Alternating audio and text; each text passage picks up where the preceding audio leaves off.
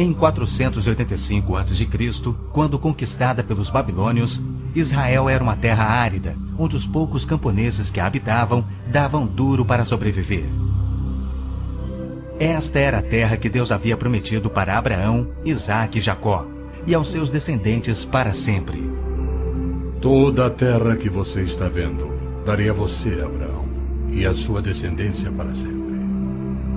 A terra não poderá ser vendida definitivamente, porque ela é minha. O povo que orgulhosamente habitava a terra prometida foi dizimado, espalhado e levado à Babilônia, onde passou 70 anos, conforme predito por Jeremias. Toda esta terra se tornará uma ruína desolada, e vocês estarão sujeitos ao rei da Babilônia durante 70 anos. Muitos judeus haviam voltado a Jerusalém para reerguer o templo, mas o resto da cidade estava em ruínas, suas paredes derrubadas e portões queimados. Em meio à desolação, Deus inspirou o profeta Zacarias a proferir uma das profecias mais notáveis já registradas. Ela predizia o período bíblico conhecido como os últimos dias. Farei de Jerusalém uma taça que embriague todos os povos ao seu redor. Farei de Jerusalém uma pedra pesada para todas as nações. O cumprimento dessa profecia, após o admirável renascimento de Israel em 1948, é constatado pelo mundo todo. Exatamente como previsto na Bíblia, ao invés de Nova York, Berlim ou Moscou, a pequenina Jerusalém é o fardo maior dos países do mundo. O peso que ela tem é tal que o Conselho de Segurança das Nações Unidas dedicou quase 1/3 das suas deliberações a Israel, que representa apenas 1/1000 da população mundial.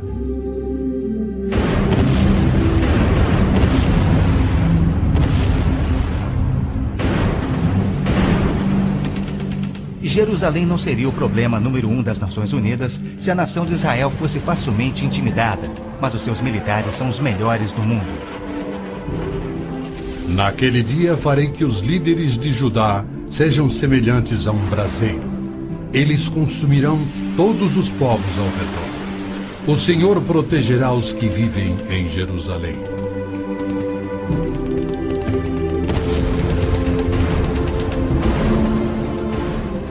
E exatamente como previsto, Israel tem devorado quem o ataca, vencendo todas as guerras, apesar de enormes desvantagens.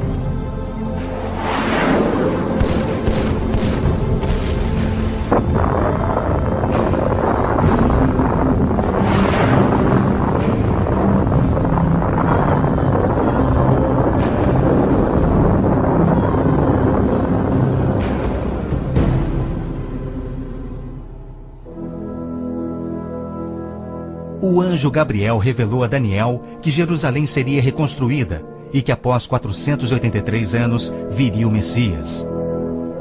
E que seu próprio povo, o povo de Israel, o rejeitaria e o crucificaria.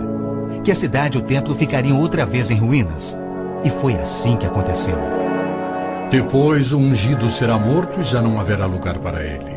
A cidade e o lugar santo, o templo, serão destruídos pelo povo do governante que virá. Jesus entrou em Jerusalém no dia exato da profecia. Foi aclamado como Messias e depois rejeitado.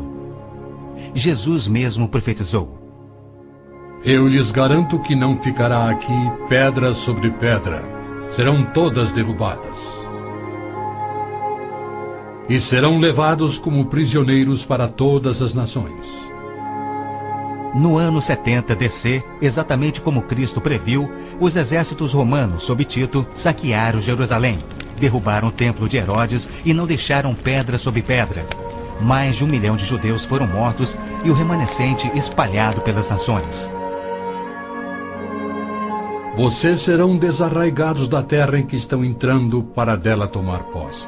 Então o Senhor os espalhará pelas nações, de um lado ao outro da terra. Os profetas de Israel também previram o antissemitismo, que perseguiria os judeus por toda parte. Vocês serão motivo de horror e objeto de zombaria e de riso para todas as nações.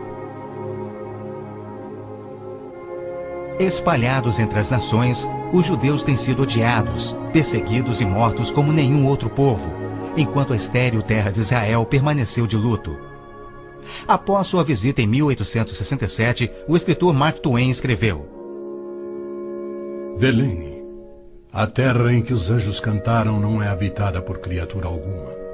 A Palestina se recobre de pano de saco e cinzas, desolada e sem beleza. Em outra de suas profecias admiráveis, Jesus declarou: Jerusalém será pisada pelos gentios, até que os tempos deles se cumpram. Jerusalém foi disputada por todos os grandes povos da história. Babilônios a dominaram, depois os medo-persas. Alexandre o Grande tomou a Palestina para os gregos em cerca de 300 a.C. Depois foram os egípcios, seguidos pelos assírios e então os romanos. Invasores islâmicos se apoderaram dela, mas foram depostos nas cruzadas. Mais tarde, os mamelucos islâmicos do Egito a tomaram. Depois, os turcos otomanos reinaram por 4 séculos. E ao longo destes séculos, os judeus ali viveram e sofreram. O pleno cumprimento das profecias bíblicas sobre Israel, Jerusalém e os judeus é a prova incontestável da existência de Deus e da veracidade bíblica. Muitos pensam que as cruzadas católicas libertaram a Terra Santa para os judeus, quando, na verdade, massacraram os judeus e tomaram a terra para a Igreja Católica. O Papa Urbano II, que organizou a primeira cruzada, desafiou seus seguidores a seguirem a estrada para o Santo Sepulcro, tomando a terra daquela raça malvada e sujeitando-a ao seu domínio. Hordas de voluntários, ostentando a bandeira da cruz, massacraram os judeus, a linhagem terrena de Cristo. Isso por todo o trajeto a Jerusalém. O líder da cruzada, Godofredo de Bouillon, jurou que se vingaria pelo sangue de Cristo, matando até o último dos judeus. Ao tomarem a cidade de Davi, seus homens perseguiram os judeus até a sinagoga e atearam fogo nela. Os papas subsequentes trataram os judeus como leprosos sem qualquer direito. Entre estes, Pio VII, Leão XII, Pio VIII e Gregório XVI. O abuso de Hitler contra os judeus alemães antes da Segunda Guerra descortinou um antissemitismo fervilhante que se estendeu por todo o mundo. Ao navio transatlântico St. Louis, abarrotado com 1.100 refugiados judeus, foi negado acesso a todos os portos nas Américas do Sul, Central e do Norte. 700 destes tinham vistos de imigração para os Estados Unidos, porém o presidente Roosevelt os enviou de volta para morrerem nos fornos de Hitler. Até mesmo a Suíça rejeitou os judeus, devolvendo-os aos seus assassinos, e serviu como banqueira de Hitler, guardando para os nazistas bilhões de dólares em ouro e dinheiro roubado das vítimas judias. No final da Segunda Guerra, a promessa de Deus de retornar o seu povo à Terra Prometida parecia mais absurdamente ilógica do que nunca. 6 milhões de judeus perderam a vida no Holocausto de Hitler, um fato que muitos continuam a negar. Embora Adolf Eichmann relatou, enquanto prisioneiro, que o massacre dos judeus foi o maior de todos os crimes, a maior dança funesta da história da humanidade.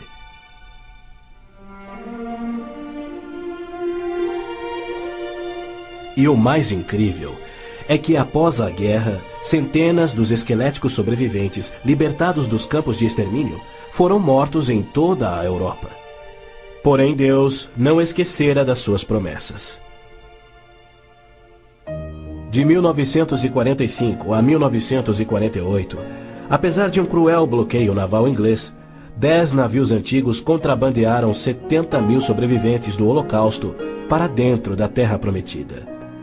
Nas palavras de um dos sobreviventes, os velhos navios e a frota britânica eram ameaças menores que a vida na Europa.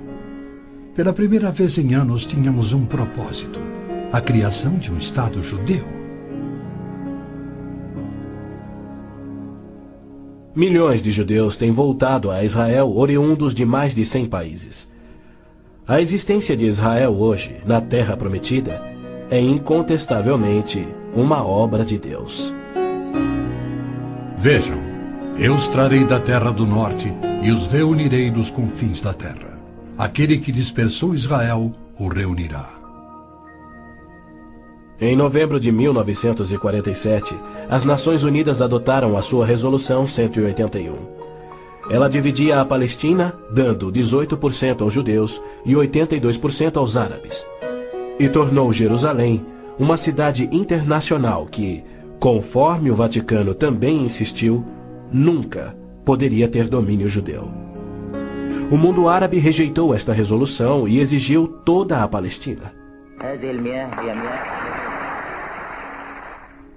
Até hoje, nenhum mapa árabe admite a existência de Israel.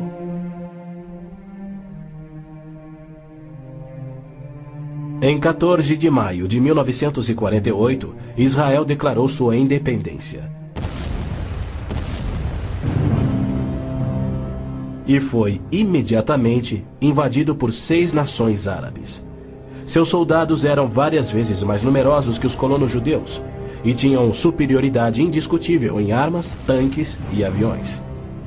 Tendo recebido da ONU uma faixa estreita e indefensável de terra, rodeada de inimigos dispostos a exterminá-lo, Israel deveria ter sido aniquilado.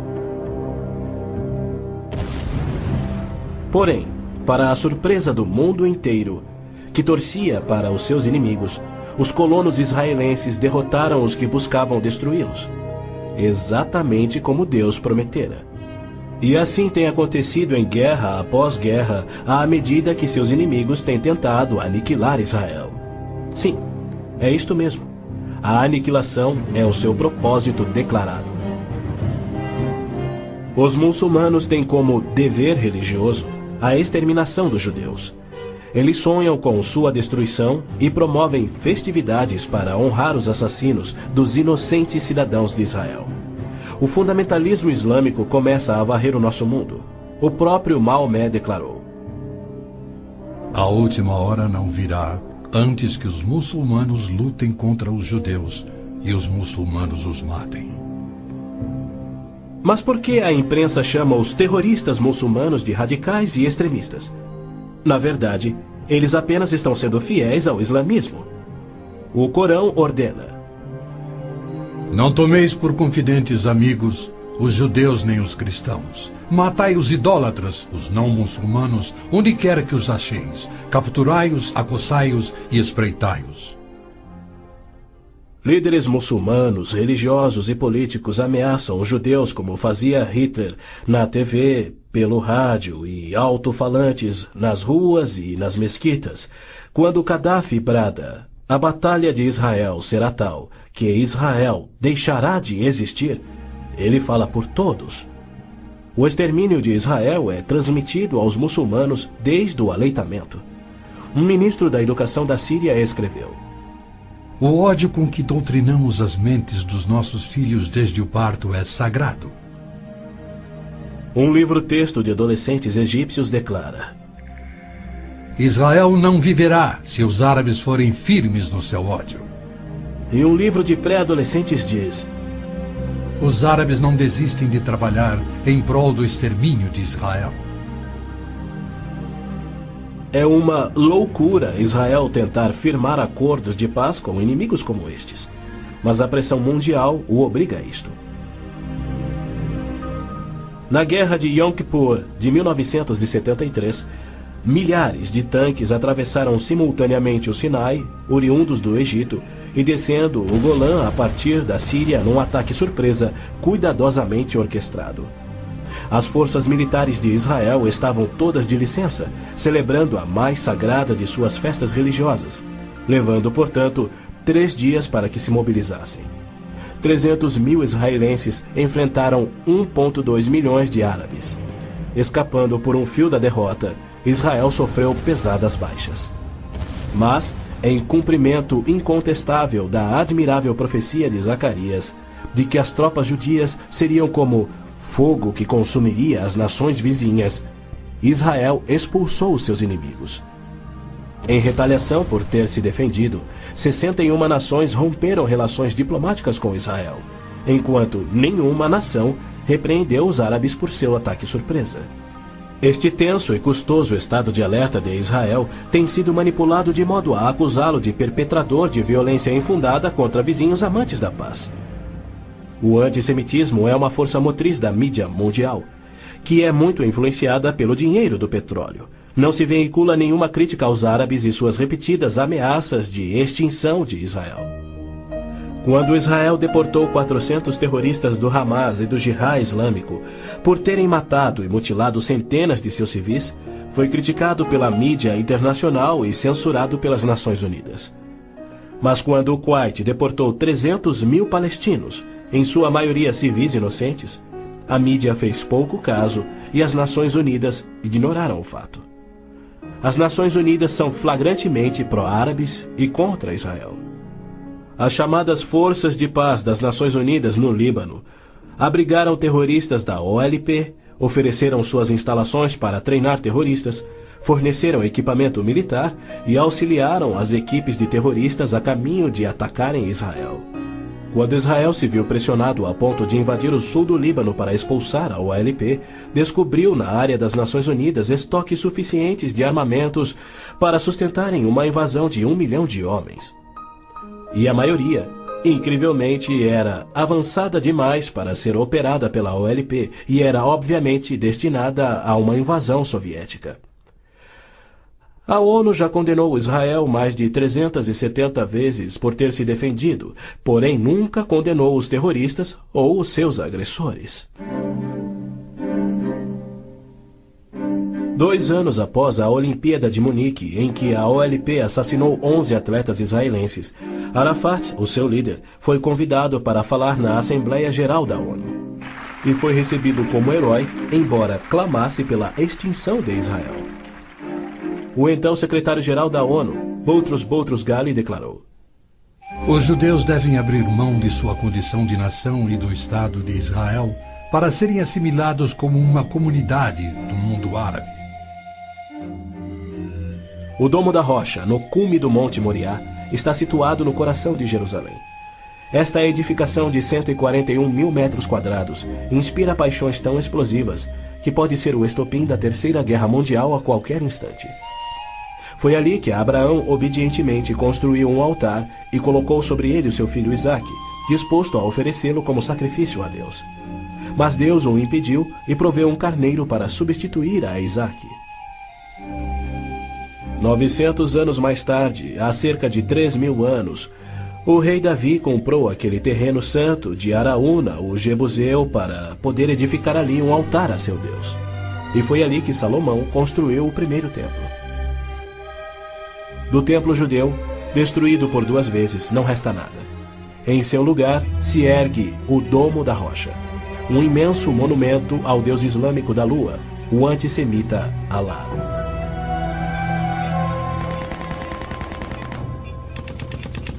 Em 1967, quando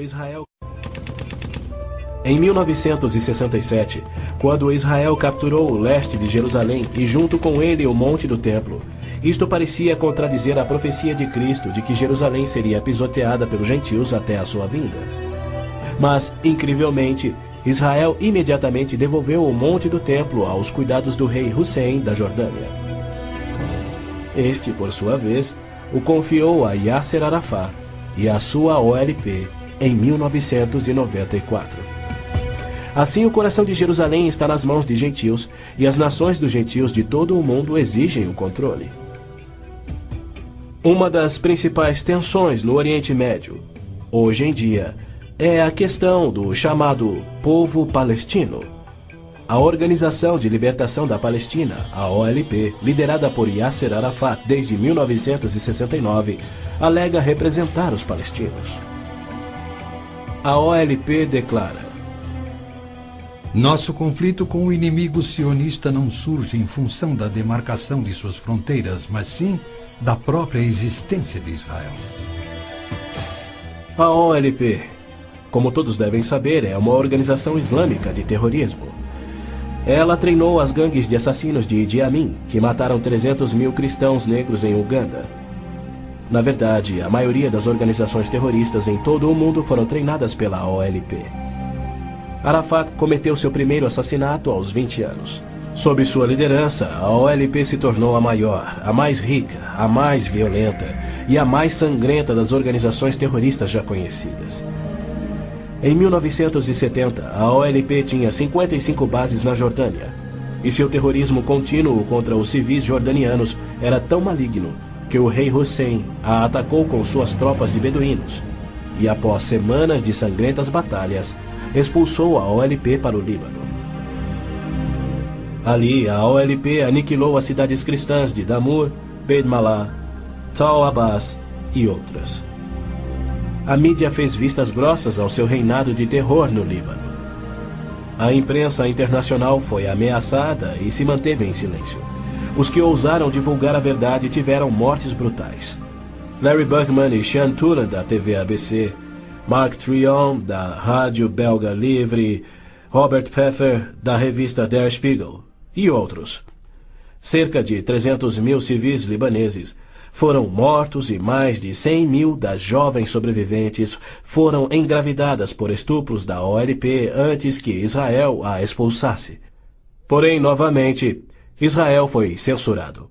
Ladies and gentlemen, Mr. Arafat, Chairman of the Executive Council of the Palestine Liberation Organization, His Excellency Yitzhak Rabin, Prime Minister of Israel, the President of the United States. Quaisquer tratados de paz com a OLP têm como propósito único enganar Israel. O modelo que os muçulmanos seguem hoje foi dado por Maomé. Em 628, ele firmou um tratado de paz de 10 anos com sua tribo Quraysh, em Meca. 2 anos mais tarde, ele atacou Meca, matando os homens e escravizando as mulheres e crianças. Arafat declarou publicamente: Em nome de Alá, eu não considero o acordo de paz entre a OLP e Israel mais do que o acordo assinado entre nosso profeta Maomé e a tribo Quraysh. A paz para nós implica na destruição de Israel. O primeiro passo é fingir a paz para ganhar territórios dentro de Israel, de onde possa lançar sua destruição final. Por incrível que pareça, Arafat e seus assassinos da OLP têm sido eximidos e celebrizados pela mídia mundial. Este criminoso, impiedoso e sadista recebeu um prêmio Nobel da Paz e é honrado como campeão da justiça em prol do oprimido povo palestino. Palestinos? Nunca houve palestino, seja povo, nação, língua, cultura, religião ou economia. As alegações de serem descendentes de um povo palestino que supostamente habitou uma terra chamada Palestina por milhares de anos não passa de uma mentira intencional. A terra era chamada Canaã e era habitada por cananeus. E o que fora Canaã tornou-se a terra de Israel quando Deus a entregou ao seu povo. Porém, uma história revisada que oculta a verdade é promovida nas melhores enciclopédias e livros, incluindo publicações cristãs. Aqueles que hoje se denominam palestinos são árabes, por berço, língua, religião islâmica e cultura. A origem do termo Palestina provém dos filisteus, os arqui-inimigos do antigo Israel. Em 130 d.C., os romanos reconstruíram Jerusalém como uma cidade pagã, tendo um templo de Júpiter no lugar do templo judeu. Provocados à rebelião, 500.000 de judeus foram mortos e milhares escravizados. Os romanos, irados, renomearam a terra de Israel, batizando-a de Síria-Palestina. Assim surgiu o termo palestino. Dali em diante, os judeus que ali viviam foram chamados de palestinos. Na Segunda Guerra, o exército britânico tinha uma brigada palestina composta por voluntários judeus. A Orquestra Sinfônica da Palestina era de judeus, assim como o Palestine Post era um jornal de judeus. Em 1948, árabes fugidos de Israel começaram a alegar que eles eram os verdadeiros palestinos e que a terra de Israel sempre lhes pertencera. E a mídia mundial promove essa mentira. Mas a verdade é que em 1948 os árabes ocupavam meros 3% da Palestina. Enquanto que a posse de Israel data de 4.000 anos de quando Abraão adquiriu a caverna Macpela em Hebrom. Ali Abraão sepultou sua esposa Sara, e ali estão enterrados Abraão, Isaque, Rebeca, Jacó e Lia. Em Hebrom, Davi foi coroado rei. É um lugar sagrado para os judeus e não tem nada a ver com os árabes ou com o Islã. E ainda assim os muçulmanos ignoram a presença contínua dos judeus por 3.000 anos e dizem que Hebrom é sua. Construíram uma mesquita e estão determinados a expulsar todos os residentes judeus. Há meio século, o mundo convive com o problema de centenas de milhares dos autodenominados refugiados palestinos da guerra pela independência em 1948. Em mais uma mentira típica, a mídia internacional acusa os judeus de impiedosamente desalojarem a população nativa. Mas, na verdade, foi o alto comando árabe que os instruiu por rádio a deixar rapidamente a Palestina enquanto eles massacrariam os judeus. Uns 350.000 fugiram. Muitos ficaram. Os que ficaram hoje são cidadãos israelenses e atualmente compõem uns 16% do eleitorado de Israel. A Jordânia anexou o território palestino designado pela ONU, expeliu todos os judeus, destruiu as sinagogas judaicas e renomeou de margem ocidental as terras conhecidas por Judeia e Samaria desde os tempos bíblicos. Apesar dos milhões de dólares em jazidas de petróleo e uma área terrestre 700 vezes maior do que a de Israel, as nações árabes se recusam a aceitar quaisquer refugiados de 48 e a dar-lhes vida normal. Somando milhões devido à sua alta taxa de natalidade, hoje eles são restritos a vergonhosos acampamentos de refugiados em Gaza, Jordânia, Líbano, Síria e na margem ocidental. Estes infelizes são mantidos assim para que seu infortúnio seja exibido como propaganda. Por outro lado, o recém-formado Estado de Israel, cuja população somava 600.000, absorveu rapidamente 820.000 refugiados judeus que fugiam das terras árabes, onde por 13 séculos, desde o advento do islamismo, eram sujeitados a surras e cusparadas nas ruas e mercados. Centenas foram brutalizados ou mortos pelos muçulmanos em surtos imprevisíveis de violência e tiveram suas posses confiscadas. O renascer de Israel propiciou um refúgio acolhedor para o qual fugiram. Israel já assimilou milhões de imigrantes. Mais de 1 milhão de refugiados ficaram sob o domínio de Israel nos acampamentos em 1967, na Guerra dos 6 Dias. Israel lhes oferece terras estatais, eletricidade, água, esgoto, pavimentação e escolas, e já construiu 9 complexos residenciais para abrigar 10.000 famílias. As nações árabes, incrivelmente, se opõem ao auxílio que Israel oferece aos seus refugiados. Ainda mais incrível é que as Nações Unidas adotam anualmente as seguintes surpreendentes resoluções. A Assembleia Geral exige que Israel desista da reintegração dos palestinos na faixa de Gaza. A Assembleia Geral conclama novamente a Israel para que se retraia de quaisquer ações destinadas à reintegração dos refugiados palestinos. Se formos analisar a história, Jerusalém sempre foi a capital de Israel e seus reis. Hoje em dia cedia ao seu parlamento. Porém, embaixadas estrangeiras se situam em outros pontos. Segundo o ministro das Relações Exteriores do Vaticano, em visita a Israel em 98, a presença de Israel no lado oriental de Jerusalém constituía uma ocupação ilegal. Em março de 1999, Israel foi advertido que a União Europeia não reconhecia a sua soberania sobre Jerusalém. Numa bula papal do Jubileu de 2000, o Papa João Paulo II rejeitou novamente a soberania israelense sobre Jerusalém. Em fevereiro de 2000, o Vaticano assinou um acordo com a OLP no qual se pedia garantias internacionais de que Jerusalém fosse mantida sob controle internacional. Os maiores inimigos de Israel são o Islã e o catolicismo romano. João Paulo II tem calorosamente recebido o fascínora Yasser Arafat, diversas vezes, até mesmo quando estava no auge de sua carreira como um dos assassinos e criminosos mais notórios do mundo. É claro que João Paulo II tem piamente condenado o antissemitismo, como lhe cabe fazer. Porém, ele se limita a se desculpar por atos cometidos por filhos e filhas da Igreja. E ele nunca, jamais, admitiu que os judeus e evangélicos martirizados na Inquisição o foram por política oficial da Igreja e seus papas. Roma insiste até em nossos dias que os católicos e não os judeus são o povo escolhido por Deus. Por exemplo, em 1928, um decreto do Vaticano se referia aos judeus como povo anteriormente escolhido por Deus. Em 1965, o Segundo Concílio do Vaticano declarou: a Igreja constitui o novo povo de Deus. A Roma Católica se denomina a Cidade Santa, a Cidade de Deus, a Cidade Eterna, títulos que Deus deu a Jerusalém.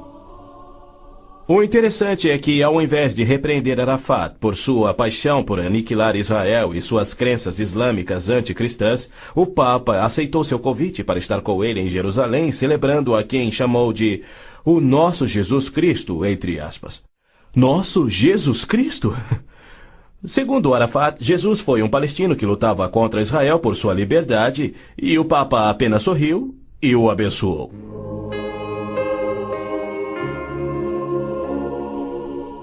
Os judeus culpam a Cristo e aos cristãos pelo antissemitismo do catolicismo romano. Mas o catolicismo, com seu falso evangelho de obras, sacramentos, purgatório e indulgências, não representa o cristianismo bíblico. Nenhum cristão verdadeiro poderia ser antissemita. Jesus foi um judeu. Inclusive, a Igreja Católica matou muito mais evangélicos do que judeus. O Papa Inocêncio III massacrou por completo a cidade de Béziers, na França. Morreram cerca de 60 mil cristãos albigenses. E segundo o Papa, foi o auge do seu papado. Os exércitos dos papas levaram um século para exterminar os albigenses e o mesmo destino foi imposto aos valdenses, huguenotes, husitas e outros. No massacre de São Bartolomeu foram chacinados 70 mil huguenotes, mais 200 mil foram mortos depois e 500 mil fugiram da França para salvar a vida. E como estes, há muitos outros exemplos. Hitler não assassinaria os 6 milhões de judeus se os séculos do antissemitismo romano não tivessem preparado o caminho. Em 26 de abril de 1933, Hitler relembrou aos representantes do Vaticano, Bispo Börning e Monsenhor Steinmann, que por 15 séculos Roma considerara os judeus parasitas a serem exterminados, e que ele lhes oferecia uma solução final para o problema dos judeus. Antes de se tornar o Papa Pio XII, o cardeal Eugênio Pacelli, núncio papal da Alemanha, entregou dinheiro do Vaticano a Hitler para formar o partido nazista. Ao se tornar Papa, Pacelli enviou uma mensagem de apoio ao Führer. Ao ilustre Herr Adolf Hitler, Führer e chanceler do Reich alemão. É com grande prazer que recordamos os muitos anos passados na Alemanha como núncio apostólico, ocasião em que fizemos de tudo para estabelecer relações harmoniosas entre a Igreja e o Estado. Agora, suplicamos ainda mais fervorosamente para alcançarmos este alvo. Era 1939 e os abusos de Hitler, bem como suas intenções para os judeus, já eram conhecidos em todo o mundo.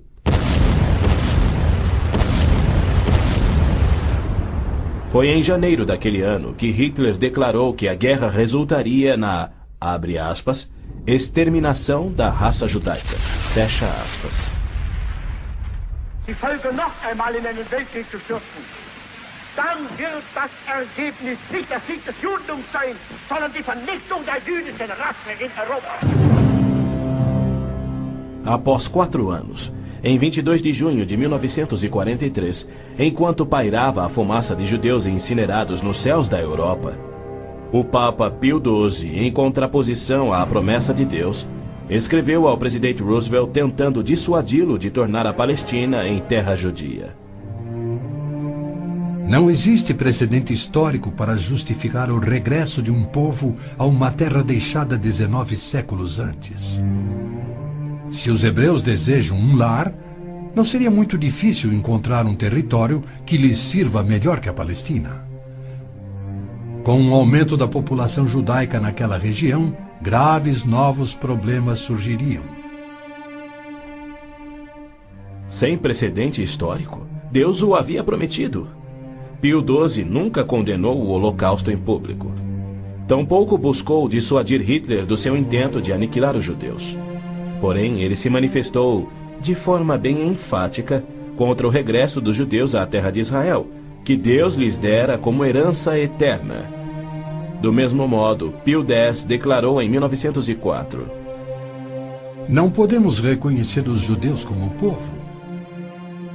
Em 1919, o cardeal Pietro Gasparri, secretário de Estado do Vaticano, escreveu: O perigo que mais nos amedronta é o da criação de um Estado judaico na Palestina.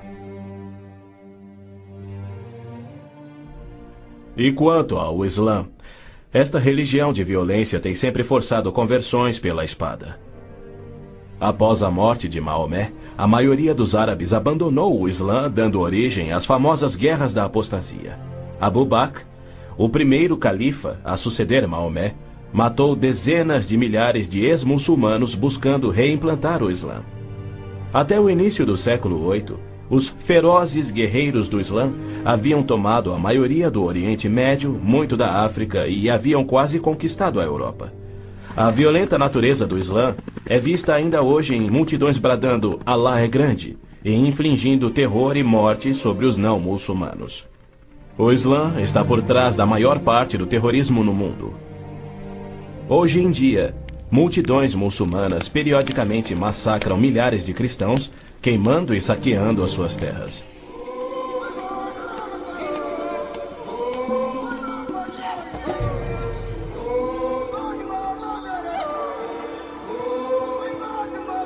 No sul do Sudão, milhões de cristãos negros estão sendo privados de alimento, escravizados e até mortos pelo governo islâmico do norte. É verdade que os judeus foram mortos durante as cruzadas, mas isso foi contra o ensinamento de Cristo e seu divino exemplo. Já os terroristas muçulmanos matam como forma de obediência a Alá, em obediência ao Corão e ao ensino e exemplo de Maomé. Qualquer estudioso muçulmano concordará ser o dever sagrado de todo muçulmano em todas as eras praticar guerra santa o quanto for possível para forçar o mundo inteiro à submissão ao Islã.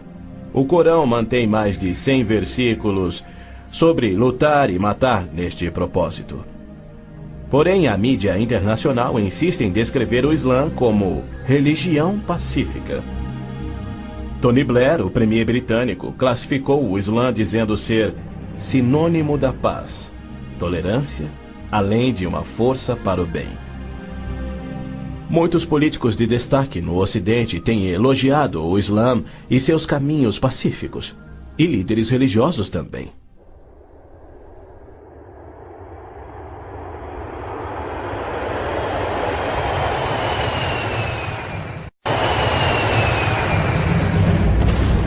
Os inusitados atos de guerra praticados por terroristas contra os Estados Unidos em setembro de 2001 resultaram em declarações de políticos que diziam ser necessário distinguir entre terrorismo causado por grupos extremistas, fanáticos, e a religião islâmica em si, que é pacífica. O escritor Tom Clancy disse que o Islã, como religião, não promove a violência. Uma declaração incrível frente aos ensinos contidos no Corão, os de Maomé, e a violência contínua que historicamente caracteriza o avanço do Islã. Esta é a visão romântica do Islã que encoraja o terrorismo. Para esses criminosos, Arafat é a prova viva das recompensas conferidas aos que aspiram ao terrorismo. Ele é o mais vil e bem-sucedido terrorista da história. A OLP detinha o recorde do maior sequestro aéreo, 4 aeronaves numa única operação, apenas igualado em 2001. o maior número de reféns, 300 pessoas na mesma operação e outros recordes que se mantêm até hoje. O número de pessoas baleadas num aeroporto, o maior resgate pago, $5 milhões pagos pela Lufthansa.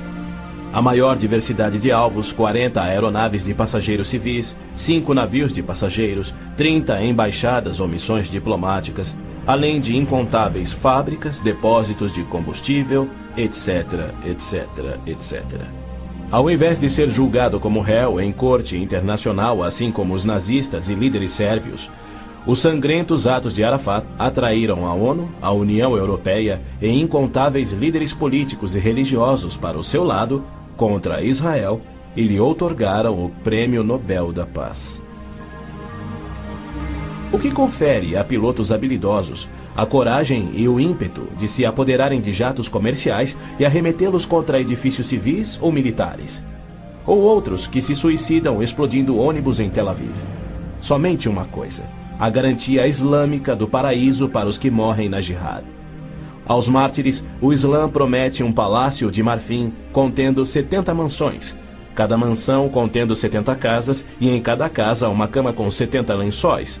E em cada lençol uma linda virgem que recupera sua virgindade a cada vez que o mártir a possui. Lhe é prometido que o seu apetite para o sexo e alimento será igual ao de 100 homens.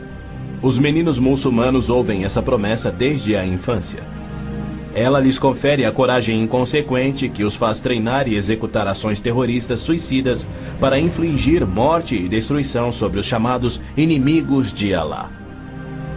Quando este mundo reconhecerá que o Islã é que é o culpado?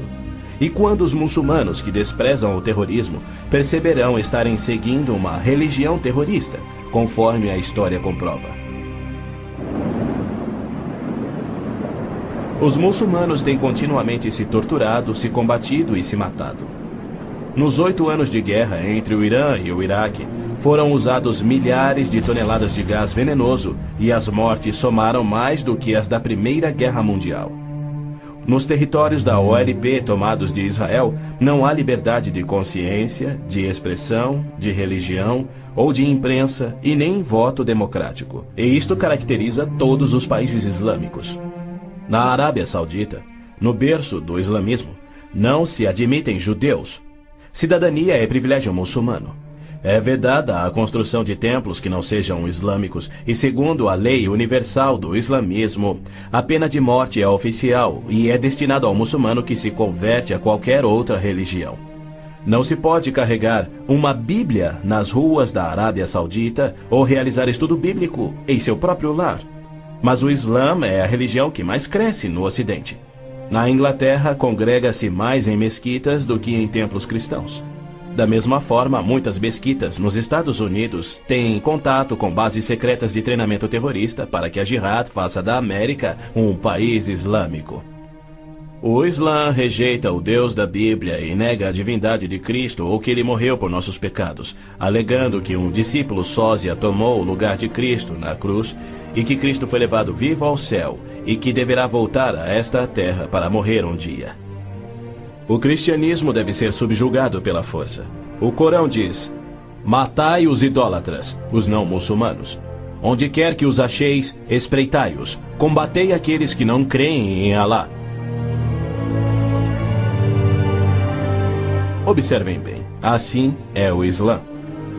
Porém, segundo Robert Schuller, se ele voltasse daqui a 100 anos e descobrisse que seus descendentes eram muçulmanos, ele não se importaria.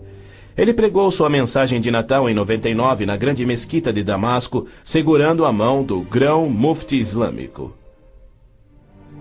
Mais tarde, quando entrevistado por Larry King, Schuller disse animadamente ter sentido a afinidade espiritual além de uma concordância de fé e filosofia, e se referia a esse líder muçulmano anticristão. A Bíblia diz que Deus deu a terra prometida ao seu povo escolhido, os judeus. Já o Islã diz que Alá deu estas terras aos árabes. Assim se desdobra um tremendo conflito entre o Deus de Abraão, Isaque e Jacó, que ama os judeus, e o Deus de Maomé, que odeia os judeus e pede a sua destruição.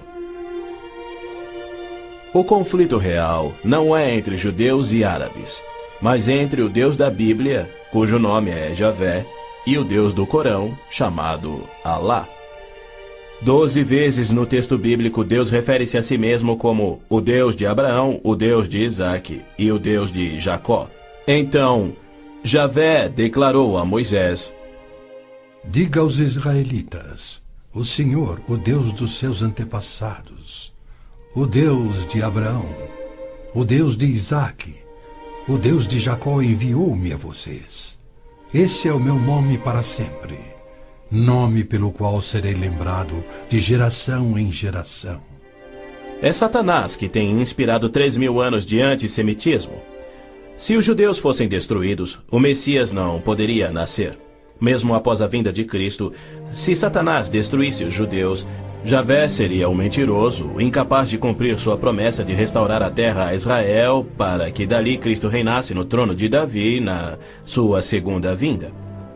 A integridade de Deus tem a ver com a sobrevivência de Israel. Embora não conste uma única vez no Corão, há mais de 800 menções de Jerusalém na Bíblia. Dela é dito repetidas vezes ser o local em que Javé, o Deus da Bíblia, estabeleceu o seu nome para sempre. Yasser Arafat alega que Jerusalém tem sido uma cidade árabe há milhares de anos, quando na realidade ela nunca o foi. Em julho de 1889, constou no jornal Pittsburgh Dispatch que, dos 40.000 habitantes de Jerusalém, 30.000 eram judeus e a maioria do restante era cristã. Quando Israel declarou sua independência em 1948, havia 100.000 judeus vivendo na Jerusalém antiga. Ela foi fundada há 3.000 anos por Davi, o grande rei de Israel, e se manteve uma cidade judia desde então. Não é à toa que mais de 40 vezes a Bíblia se refere a Jerusalém como sendo a cidade de Davi. Ali Deus estabeleceu o trono de Davi para sempre. E naquele trono, o Messias, descendente de Davi, deverá reinar sobre Israel e o mundo. O Senhor Deus lhe dará ao Messias o trono de seu pai Davi, e ele reinará para sempre sobre o povo de Jacó. Jerusalém é um cálice de tontear porque líderes mundiais rejeitam o Deus bíblico e seu plano de paz para Jerusalém e o mundo. A insistência do Vaticano e da ONU de que Jerusalém deve ser uma cidade internacional e dos muçulmanos que dizem que ela lhes pertence constituem desafios ao Deus de Abraão, Isaque e Jacó, assim como a paixão muçulmana pela destruição de Israel. As nações muçulmanas estão se armando com mísseis capazes de portar ogivas químicas e biológicas, além de nucleares. Certamente não são armas de defesa. Todo mundo sabe que tem um propósito único: chover morte e destruição sobre Israel.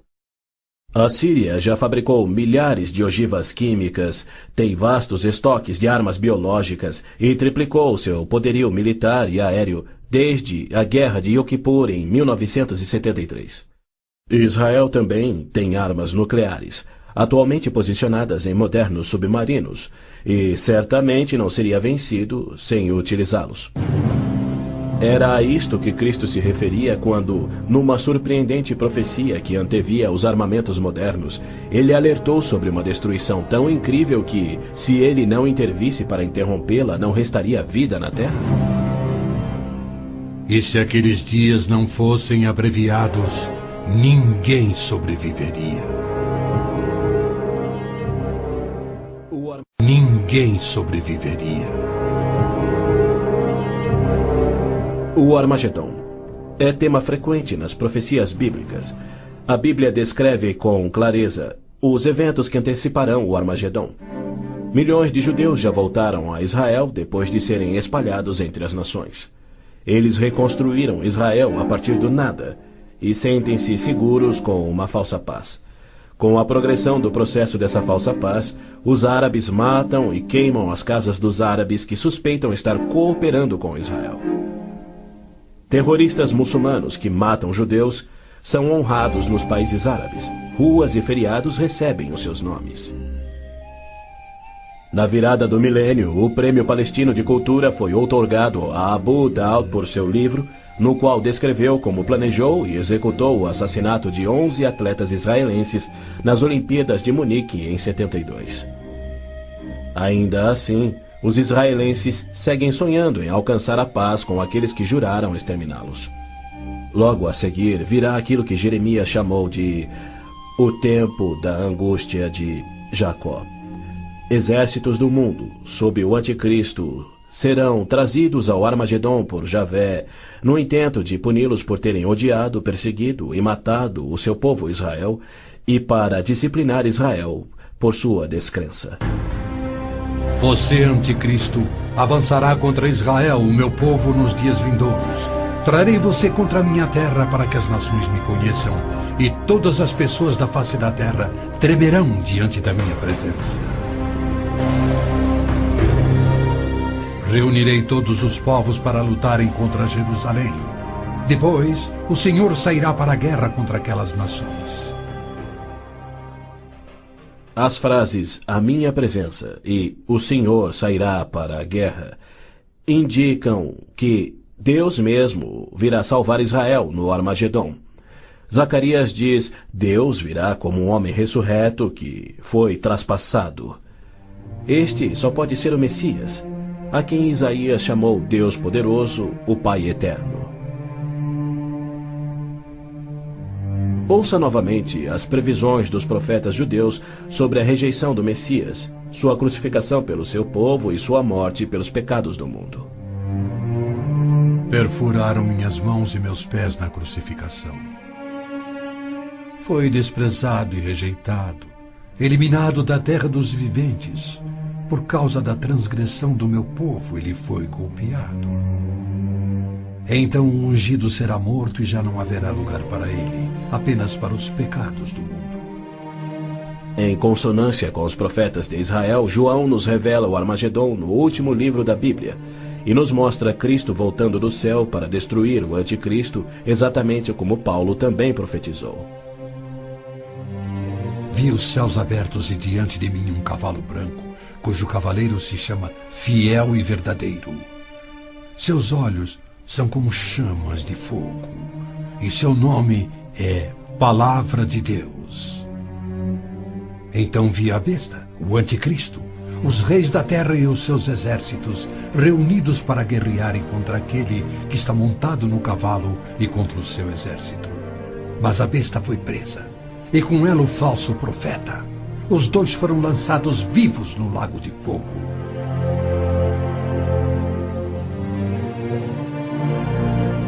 Antes do Armagedon, o anticristo irá confirmar um pacto de 7 anos, garantindo uma falsa paz entre árabes e judeus. Prometerá segurança a Israel, permitirá que Israel reconstrua o templo e reinicie os sacrifícios de animais, após um intervalo de mais de 1900 anos. O anticristo quebrará seu pacto, cessará os sacrifícios, colocará a sua imagem no templo, declarando ser Deus e exigindo ser adorado. Os que se recusarem morrerão.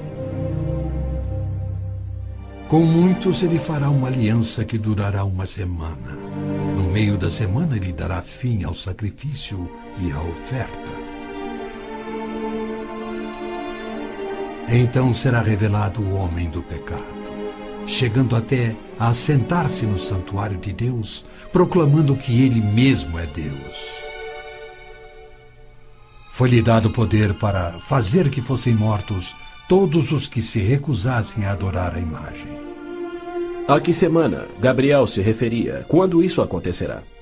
Ele disse a Daniel que após 70 semanas ou 490 anos, toda a profecia se cumpriria, Israel seria restaurado e jamais voltaria a desonrar a Deus.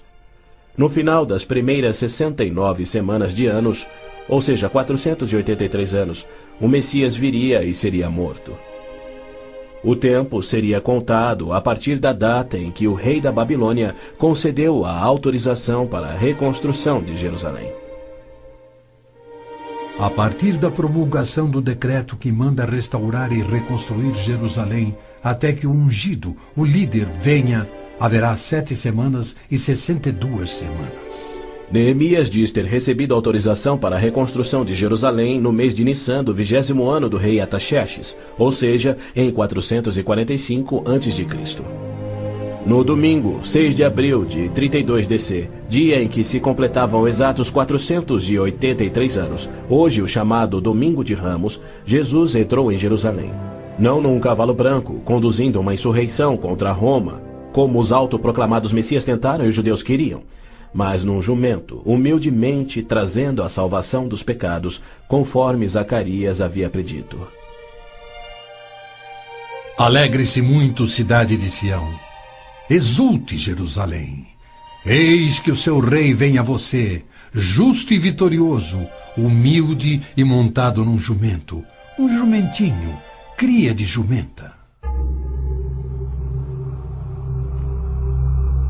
Foi no dia 10 de Nissan, que era o dia em que os cordeiros pascais eram tirados do rebanho, que Jesus entrou em Jerusalém e apresentou ele mesmo ao seu povo. 4 dias mais tarde, quando Israel sacrificava os cordeiros, ele, o Cordeiro de Deus, cravado numa cruz, se entregou pelos pecados do mundo, cumprindo a profecia de Moisés. No 14º dia do mês, quando toda a comunidade de Israel irá sacrificar o cordeiro ao pôr do sol. É fato histórico indiscutível que Jesus entrou em Jerusalém num jumento no dia profetizado, foi aclamado como Messias, foi rejeitado por Israel e crucificado conforme os profetas haviam predito. Como resultado, foram postergados os planos que Deus tinha para Israel na 70ª semana de Daniel.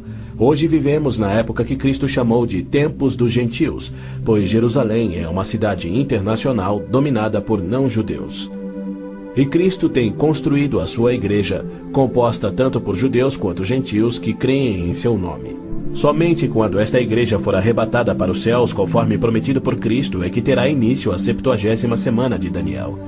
Israel tem profundos problemas espirituais e morais, há hostilidade entre judeus religiosos e seculares e uma desilusão crescente com o judaísmo, especialmente entre a juventude.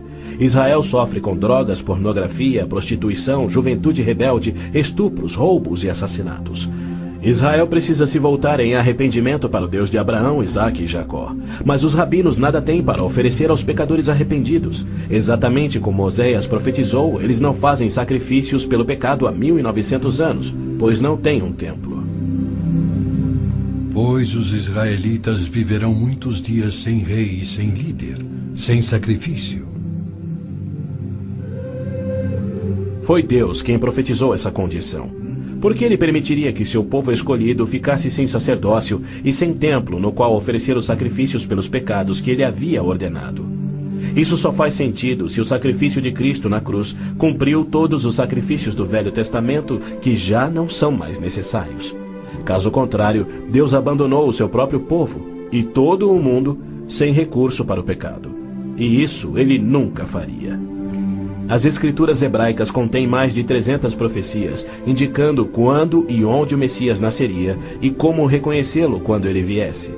Cada uma destas foi especificamente cumprida ao pé da letra na vida, morte e ressurreição de Jesus de Nazaré. Se ele não for o Messias, então não existe o Messias.